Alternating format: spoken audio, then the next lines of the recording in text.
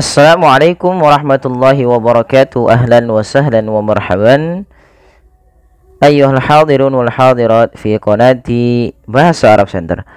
Selamat datang teman-teman di channel kami di Bahasa Arab Center. Insyaallah pada kesempatan kali ini kita akan berbincang seputar bahasa Arab dan kunci-kunci untuk menguasai daripada bahasa Arab. Tahukah teman-teman bahwasanya belajar bahasa Arab itu hanya ada dua kunci ya, atau kita ada tips-tips mudah di dalam belajar bahasa Arab. Kunci mudah di dalam belajar bahasa Arab itu teman-teman ada dua yang kami tuliskan di sini pada sesi pertama ini. Yang pertama, kita akan apa yang harus kita butuhkan gitu ya. Apa yang kita butuhkan untuk belajar bahasa Arab dan agar mudah dalam melafalkan bahasa Arab. Tentunya yang paling fundamental adalah kita perlu yang namanya kosakata, atau di dalam bahasa Arab kita namakan dengan mufrodat. Kita perlu mufrodat agar kita bisa memahami bahasa Arab itu sendiri. Contohnya misalkan, kalau kita di dalam bahasa Inggris kita juga perlu namanya bahasa, atau kita perlu menghafalkan kosakata. Misalkan apa bahasa Inggrisnya rumah misalkan. Misalkan house gitu kan bahasa Inggrisnya.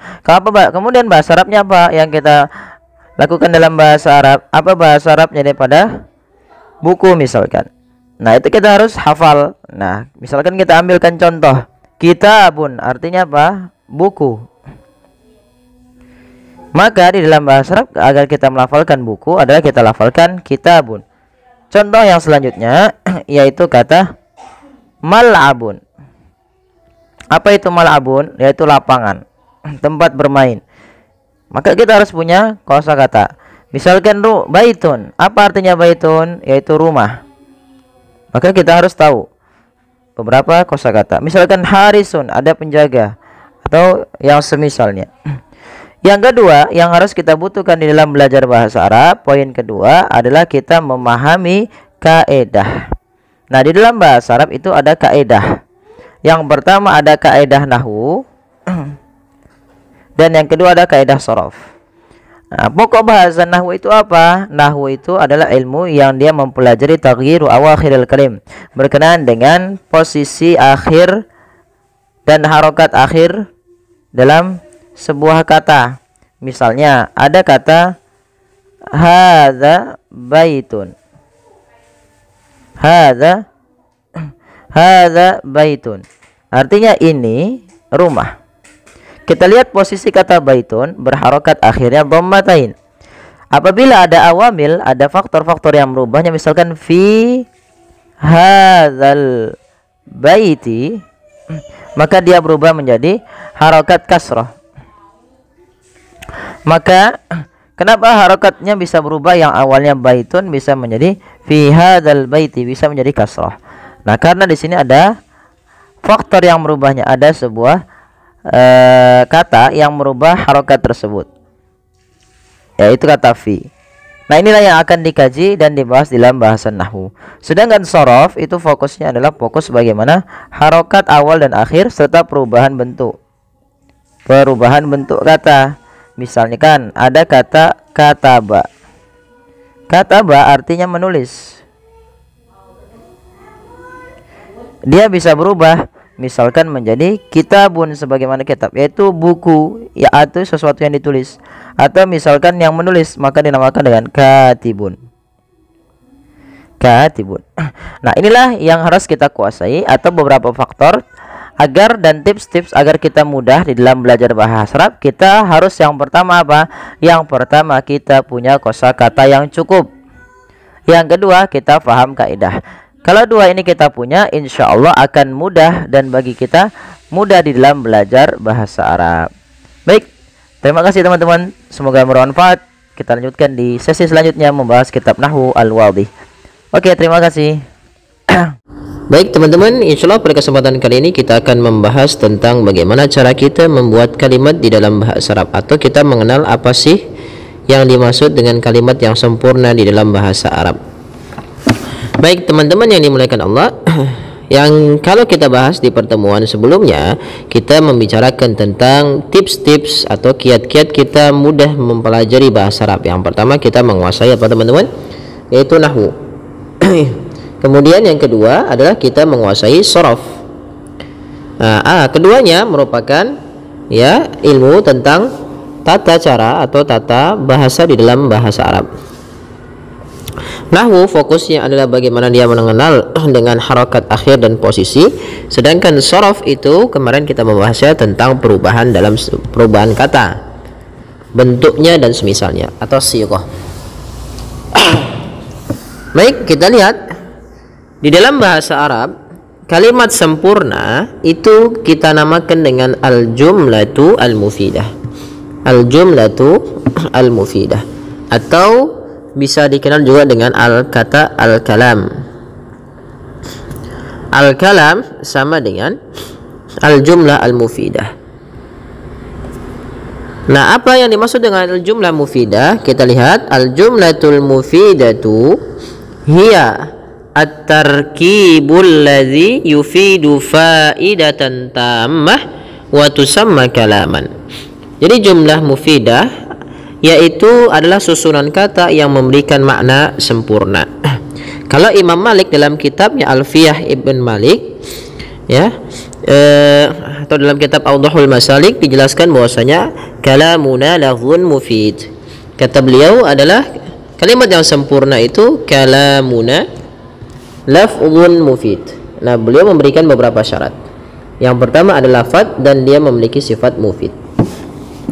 Maka teman-teman bisa kita dapati dari definisi di atas, al-jumlah al-mufidah atau kalimat sempurna adalah di sini kita lihat at-tarkib yaitu susunan kata.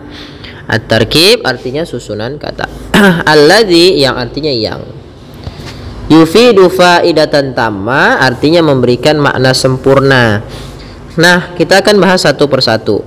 Berarti kalau kita merujuk kepada kalamnya Imam Malik atau di sini kita menggunakan yang di sini definisi di sini al-jumlah berarti at-tarkib. At-tarkib itu berarti susunan kata. Berarti kata atau di dalam bahasa Arab bisa kita istilahkan juga dengan kata lafzun.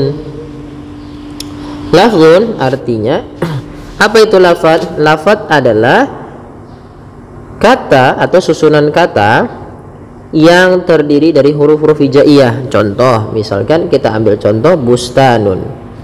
Bustanun. Bustanun adalah susunan kata yang terbentuk daripada huruf-huruf hijaiyah, yaitu ada ba, ada sin, ada ta, dan ada pula alif, ada serta nun, maka menjadi bustanun. Nah, inilah yang kita namakan dengan apa? Lafaz di dalam bahasa Arab atau bisa katakan dengan kata. Sedangkan susunan kata berarti ada beberapa kata nanti. Ada beberapa kata yang memberikan makna yang sempurna. Baik, kita lihat at-tarkibu berarti susunan kata. Berarti di sini kita lihat ya, misalkan kita ambil contoh al-mithalu, contoh al-bustanu jamilun. Kebun itu indah. Lihat dalam kalimat ini kalimatnya sempurna karena dia pertama terdiri dari susunan kata. Susunan kata yang pertama adalah al-bustan, yaitu kata bustan, kata yang pertama, dan yang kedua adalah jamilun. Maka teman-teman yang dimuliakan Allah Subhanahu wa taala, kita lihat kalau saja misalkan kita tidak menggunakan kalimat jamil dan hanya kita lafalkan al-bustanu, apakah kita memahaminya? Tentu tidak. Tentu tidak. Kita akan bertanya-tanya, ya kenapa dengan kebun itu? Apakah kebunnya kotor kah, atau kebunnya kecil kah, atau kebunnya misalkan besar dan semisalnya. Maka syarat yang pertama tadi adalah dia susunan kata. At-tarkibul ladzi yufidu faidatan tammah. Kemudian yang kedua, syaratnya adalah dia mufid, yaitu yufidu faidah. Maka di sini syaratnya adalah mufid. Maka kita ulangi, syarat yang pertama adalah dia terdiri dari susunan kata. Syarat kalimat sempurna dalam bahasa Arab itu lafaz atau kata yang disusun ya menjadi banyak, maka at-tarkib susunan kata. Yang kedua syaratnya adalah dia harus mufid. Mufid itu apa? An yahsunus sukutu 'alaiha. Yang dimaksudkan di sini adalah an yahsuna as-sukutu 'alaiha, an yahsuna sukut, yang mana ketika orang mendengarkan atau orang yang dia berbicara kepada orang lain, kemudian orang lain dapat memahami dengan makna yang sempurna, tidak ambigu atau tidak dia masih bertanya-tanya lagi, sehingga itulah yang dinamakan dengan kalimat sempurna di dalam bahasa Arab. Seperti ketika kita melafalkan al-bustanu jamilun. Al-bustanu itu artinya kebun, jamilun itu indah. Maka kalau kita artikan al-bustanu jamilun, artinya kebun itu indah. Kebun itu indah. Maka ketika kita mendengarkan kata ini atau kalimat ini, apakah kita sudah memahaminya dengan sempurna? Tentu sudah.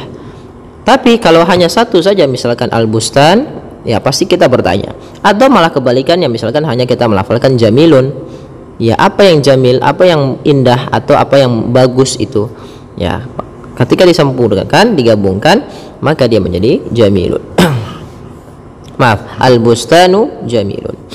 Kemudian yang selanjutnya kita lihat kalimat qatafa Muhammadun zahratan. Qatafa memetik, Muhammad orang, zahratan bunga. Maka kalau diterjemahkan Muhammad memetik bunga, tapi karena di sini qatafa telah, kita tambahkan Muhammad telah memetik bunga. Maka orang yang mendengarkan tadi memahami dengan sempurna apa yang dimaksud daripada sang pembicara. Nah, inilah yang dinamakan dengan kalimat sempurna. Contoh lagi, ya'ishus samaku fil ma'i. Ya'ishus samaku fil ma'i. Ya'ishu artinya hidup, as-samak ikan, fil ma'i di dalam air. Maka kalau kita terjemahkan ikan hidup di dalam air, maka orang yang mendengarkan kalimat ini dia akan paham dan tidak akan bertanya lagi tentang perkara yang lainnya, karena dia sudah memahami dengan sempurna maksud daripada apa yang dikatakan oleh sang yang sedang berbicara tadi. Maka itulah yang dinamakan dengan mufid. Maka syarat pertama tadi yaitu susunan kata atau at-tarkib, di situ berarti lafaz. Ya, kemudian yang kedua adalah mufidun. Nah, sebenarnya masih ada syarat lagi, nanti kita akan bahas syarat yang selanjutnya di poin yang lainnya. Nah, yang penting di sini adalah kita memahami dua. Nah, untuk berapa kata atau susunan kata itu menjadi kalimat yang sempurna, maka insya Allah akan kita bahas di pertemuan selanjutnya. Mudah-mudahan bermanfaat. Baik, demikian yang bisa kami sampaikan. Mudah-mudahan penjelasan singkat ini bermanfaat bagi kita bersama dan memudahkan bagi teman-teman memahami daripada ilmu nahwu dan shorof. Baik, jazakumullahu khairan.